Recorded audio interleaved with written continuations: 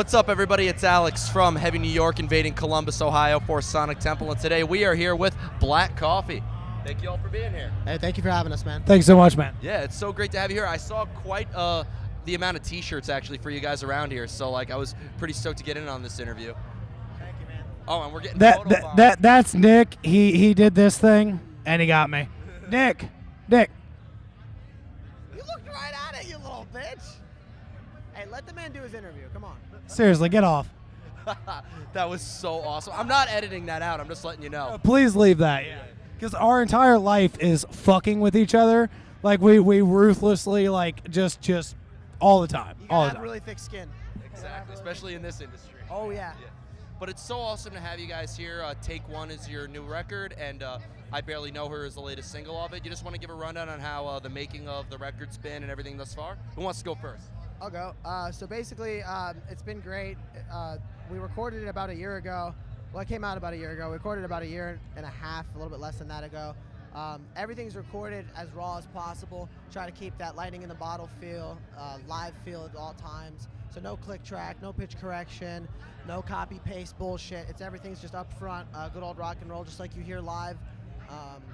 We really like to say that we're better live than we are on our album, which unfortunately nowadays a lot of people can't say that, let alone say that they're as good as their album. So yeah, we're really happy with the route that we've taken and the kind of music that we play. Awesome. Yeah, and I mean, this may be jumping forward a little bit in the interview, but we're actually you said new album, so it came about a year ago. We're actually about to head out to LA for about 2 months in the summer, starting in June, to record our newest album. That's awesome. Yeah, so that's gonna be a hell of a lot of fun. I can't wait for everybody to hear it because we got a lot of old ideas, but a lot of new ideas coming out as well.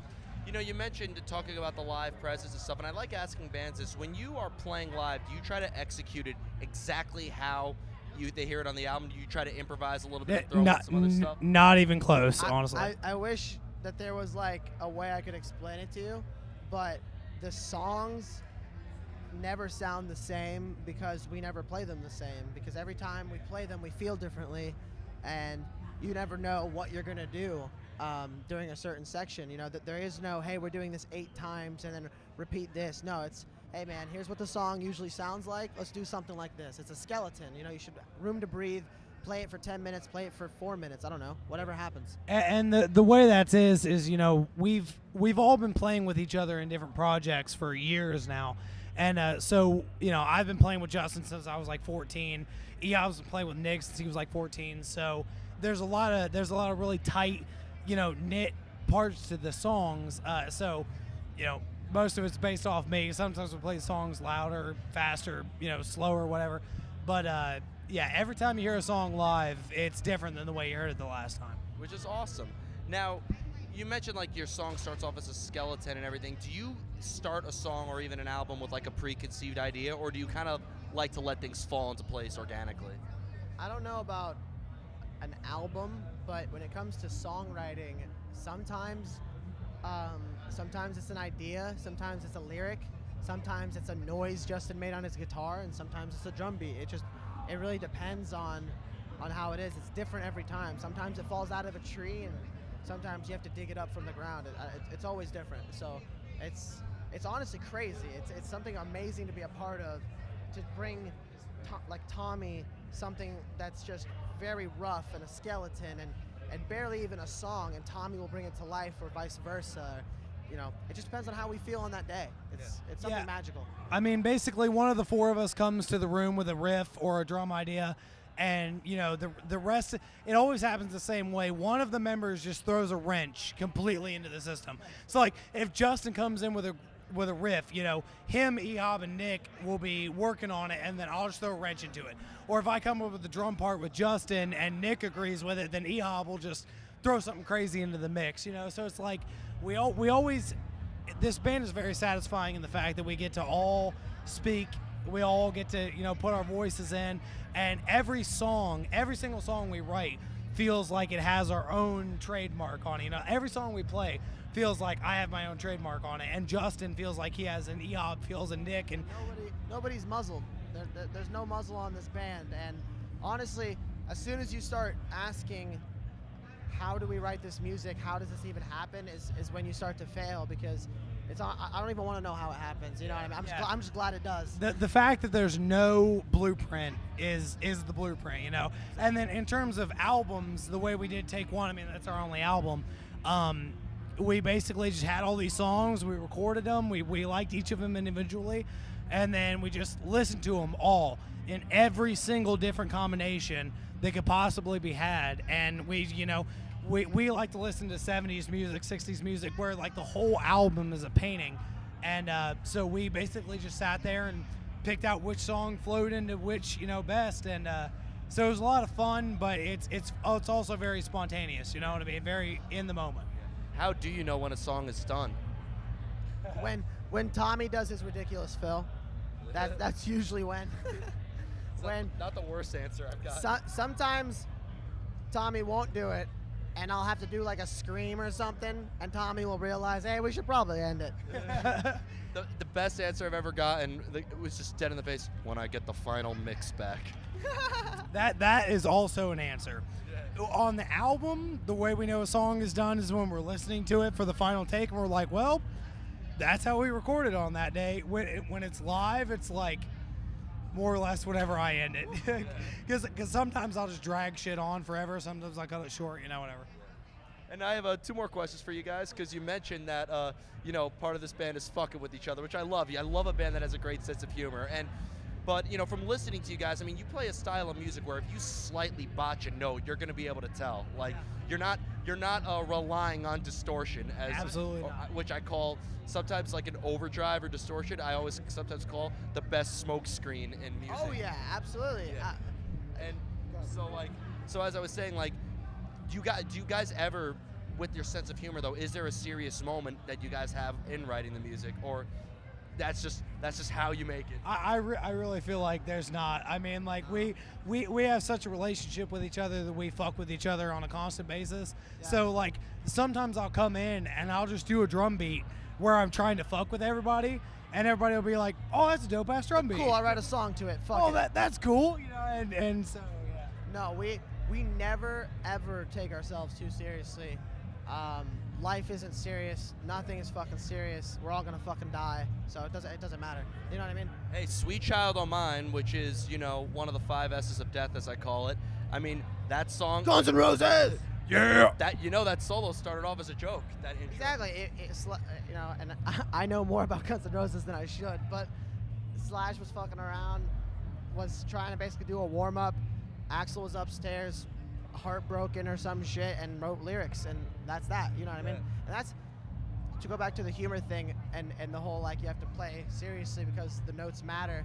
The notes matter until you let them not, because at the end of the day you can play anything you want to. You can change the song completely. You can give it a completely different vibe by mixing up the notes. And if a jazz player can do what they do, we can do whatever the fuck we want. So and that like our album Take One, available wherever you get music from. We have a song on there called Monica, and that I can't tell the full story, but that started off as a joke song, and it started off in Eob's apartment, and me and him were just jamming it, fucking around. We that started off in our old band. And, we couldn't really do it, but once we started Black Coffee, we were like, well, we got to come up with everything we can come up with. So, the best songs, I mean, like, Don't Let Me Down by ELO was a joke song. It started off as a joke song, but it became one of their biggest hits. So that's, fucking with each other is a very important part of our songwriting. Don't Let Me Down by ELO. Don't Let Me Down by ELO. Okay, I haven't heard that. Don't let me down. See, what I was thinking was Don't Let Me Down. The Beatles version. I was like, right. Yo, my guy, that's not wait. ELO. Oh, wait. What's the actual name of that song? Shit. Ooh, fake rocker alert. Damn. Ha! Damn. I could play the whole song, but I can't remember the name. This man's a walking library. So literally. he's basically a fucking Snapple cap. So damn we'll it. let it slide. I can't remember it. I'm lost. I cited a Snapple cap for a research paper in school one time. Dude, like in your bibliography and everything? What? You got it in your bibliography, like Snapple cap? Yeah. Hey, the teacher loved it. I got an A. Hey, Snapple Cap Incorporated. Yeah, exactly. Shout out. Yes, exactly. Peach Snapple. It's my antidote. That's great. And the final question I wanted to ask you guys is, you know, I've been asking most of the artists this. You know, you're at a festival right now. There's so many bands playing. It's a hell of a time. When you're playing at a festival versus playing on the road or playing just a regular show, how different of an experience is it for you playing here? Because me, as working in the media, it's a completely different experience for myself too. There's nothing like it. You're completely on everybody else's time. Like right now, for example, John Payne is doing this to me, which means wrap it up. Payne. U-turn Payne over there. It's completely different. You're on everyone else's time. You basically just get out of the way and let everyone else do what they're supposed to do, and that means not touching your equipment and loading it up, which for us is crazy because we're used to sweating our asses off before we even start loading all of our stuff and getting it ready. Here we have handlers, we have people doing everything for us. It's obviously a great feeling. There's a lot of positives, obviously. It's beautiful. The only negative, in my opinion, is there's a little bit less intimacy with the crowd. The crowd is absolutely amazing. They lose their fucking minds and dance their asses off. But I like it when people smack my feet as I walk around in a dive bar. Yeah, I mean, the thing is we've cut our teeth in dive bars, so we're used to unloading into alleyways and, you know, playing with shows with crowds where they're 6 feet in front of us, you know what I mean? So we love that vibe. We love the whole, you know, just like kicking it hardcore kind of style. The festival is incredible in terms of my opinion because, I mean... It's an entire stadium. It's fucking yeah, I mean, insane. you It's get fucking there, ridiculous. there's like 20 dudes that are there. There's a drum riser. Like, everything is so perfect. Everything is on time. So, like, that part of me loves it, and the crowd is fucking crazy. The biggest crowd we ever played in front of. So, you know, overall picture, I fucking love it. Awesome. So before we go, I'd like to thank you guys so much again for your time. Thank you, man. It means a Yeah, lot. thank you. Definitely one of the funnest ones I had today. Is there just anything else with Black Coffee you'd like to promote? You said you're working on new music. Any shows coming up you'd like to promote? Our last show before we ship off to record the album is May 31st in Heath, Ohio, at Muddy Creek Saloon. We're opening up for Jackal. So be there, be square. And other than that, look out for us at Official Black Coffee. Awesome. Well, thank you guys. Everybody, wow, that was an awkward one. Yeah, that left-handed. Don't move. I'm just like, all right. Everybody, Black Coffee. Be sure to pick up Take One if you haven't already, and be sure to be on the lookout for new music soon. We'll see you next time on Heavy New York, everybody. Thank you.